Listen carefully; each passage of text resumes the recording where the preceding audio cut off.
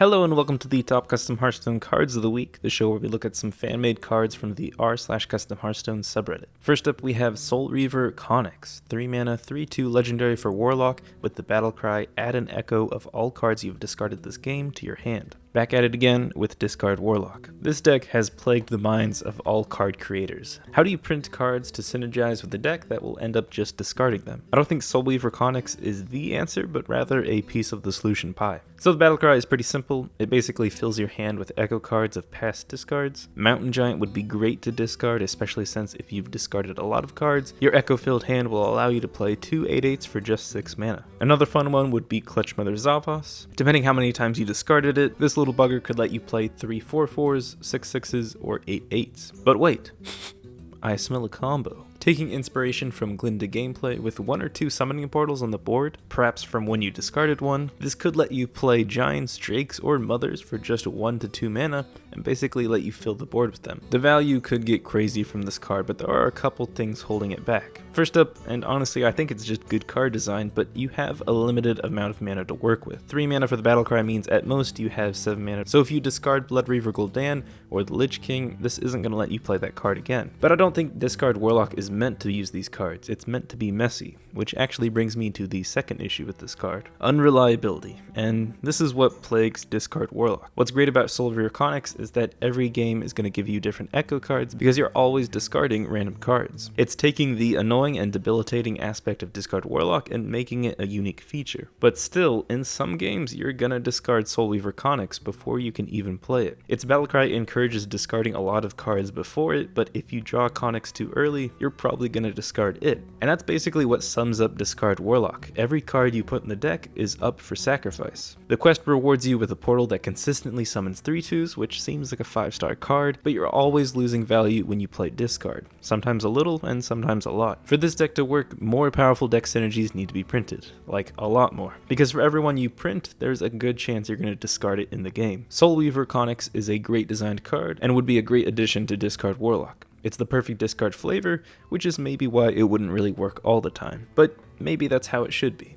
Up next is Gnarl Root. 7 mana 5/5 legendary with the battle cry, add 5 2/2 treants to your hand, summon any that would not fit. So if you look at the hand druid cards printed in the Witchwood, you'll see some that you recognize and some that you have never seen played in a game. Seriously, I haven't seen this card enter the field once. I don't think there's really ever going to be a solely hand druid deck, but with the amount of draw druid has, the class can do very well from cards that increase in value based off of hand size. And what's interesting about Gnarl Root is that it can both get value from a large hand, or create a large hand to get more value from. In most cases, playing Gnarl Root on a full hand and summoning a bunch of 2/2s is the best play. Let's say you just played UI last turn and now you have the magic 10 card hand. Playing Gnarl Root puts a tree in your hand, gets you a 5/5, and 4 2/2s equaling to 13 stats on the board for only 7 mana. You'll probably want to play the last tree or any other card so you don't burn another one for the next turn, but if you're able to do that, it's a great tempo play. Basically, when you have 8 or more cards in your hand, it's going to be a decent 7 mana play. On the flip side, instead of a board filler, this could be a hand filler. In the late game, instead of being able to get more value on the board for cheap, you can use this to fill your hand and get more value from other hand-sized cards. At this point of the game, you don't necessarily need the best tempo, and mana isn't really going to be an issue, so often you'd much rather try to get the most value out of your cards. I think like other hand druid cards, Gnarl Root isn't going to lead the deck. Maybe a token or tempo druid would include this to fill the board after drawing a bunch, but I'd say it's just too situational of a card to see a lot of play.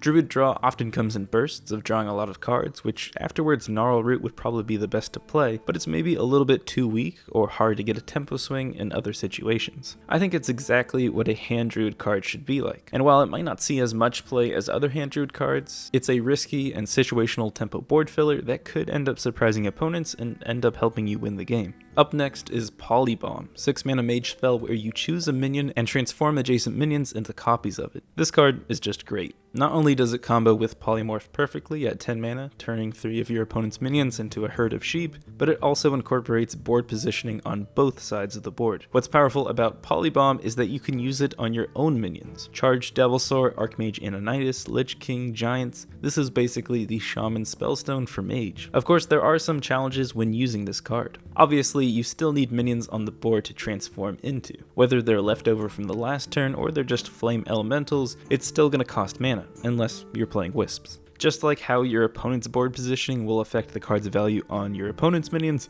the board you begin with at the start of your turn and the value you're able to spend to get the most out of Polybomb is dependent on your situation. If Polybomb only worked on opponent minions or your own minions, I think it would be a shite card. Opening the card to both sides of the board, trying to make the weakest minions for your opponents and the strongest ones for yourself, really gives this card the opportunity for unique gameplay. It shows how making a card flexible instead of bumping up the card's value can still make a card better while also being fair for all players. Next up is Lunar Shot, 4-mana hunter spell that deals 4 damage to an enemy character and any excess to all other enemies. This hunter board clear is simple and elegant. To get the most out of this card, you want to target an opponent's minions with the least amount of health. You can easily trade to make it a 1 health minion or combo this with Hunter's Mark to get a board clear that will deal 3 damage to the rest of the enemy characters. Sometimes you're going to have to compromise with only dealing 1 or 2 damage to all other enemies, but for 4 mana, this board clear can be a steal. And it's kind of unknown whether or not a powerful board clear like this one could make Hunter too good. If opponents playing against Hunter aren't able to keep a board to contest Hunter aggro, then a Hunter deck could just take over the meta. The hero card's board clearing battlecry is definitely powerful, but it's a one-off in the deck and only deals 2 damage. Basically, tripling the number of board clears and being able to deal more damage across the board is a big change to the class. I think if a board clear for Hunter like this is printed, it could establish multiple top-tier Hunter decks, for better or worse. Lunar Shot challenges the user to find the best way to clear the enemy board and gets the most value out of the card. It reminds me a lot of Defile and how skilled players will be able to stretch value out from this card.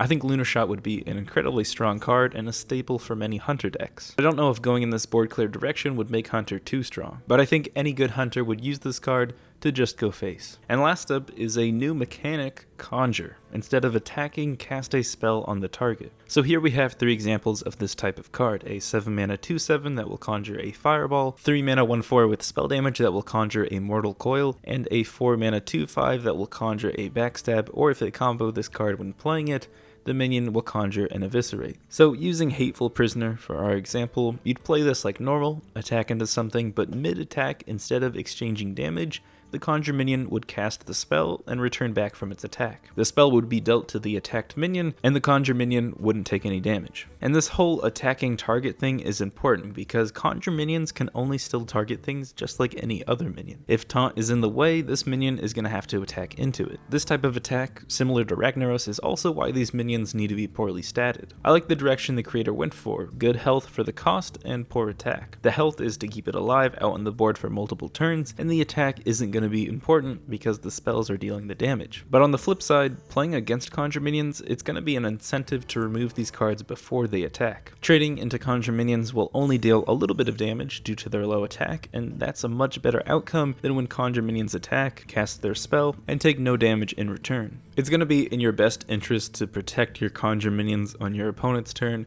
whether by buffing or hiding behind taunt, because these cards are basically super powerful on your turn, but trash on your opponent's turn. I think any rush conjure card could be great, maybe a little rush minion that corrupts a minion, or an echo conjure minion that can freeze minions or destroy minions that are already frozen. I think there are a ton of great spells that could work really well with conjure, including the other examples given. And I really liked finding this mechanic. In fact, I found some more, so next video I'm going to be showing off some of the best fan-made game mechanics. If you have an idea for a game mechanic, submit it to my Twitter or email. Info is in the description. But now it's time for this week's fan submissions. From JJ we have Mr. Bugglesworth, a little kitty that will steal a card from your opponent. But you may want to play that stolen card quickly because when Bugglesworth dies, the card returns to your opponent's hand. If you play it before Mr. Bugglesworth dies, or maybe even discard it, then too bad for your opponent. It's a super powerful card, but either you need to use the stolen card quickly or protect Mr. Bugglesworth. But who could kill a cute little kitty? From Willow is Ancient Whispers, a choose one spell that either gives this card to your opponent or lets you discover a druid card for both players. This lets you waste mana to fill your opponent's hand, so they have to waste mana. Whoever decides to actually choose a druid card might be able to pick a card that will help them more than their opponent. Great idea for Fatigue Druid, but I think the most devastating combo with this card would be with Lorewalker Cho. And last, from Amazing Gordo, a legendary minion that at the start of the game summons the Void Portal. This portal holds all of your discarded cards. To get them back, there are other special cards that allow you to draw or discover cards from the portal. It's interesting that there are no requirements for this powerful start of the game card, but then I remembered it's discard Warlock, so that's hard enough as it is. That is all for this episode of the top custom Hearthstone cards of the week. I'm streaming Monday through Thursday at 6 p.m. Pacific, and I just got to rank 10, so I'm pretty happy about that. Feel free to stop on by. You can also check out the playlist for this series or other series I have, but until next time, ta-ta. But who could kill that cute little Fiyuku?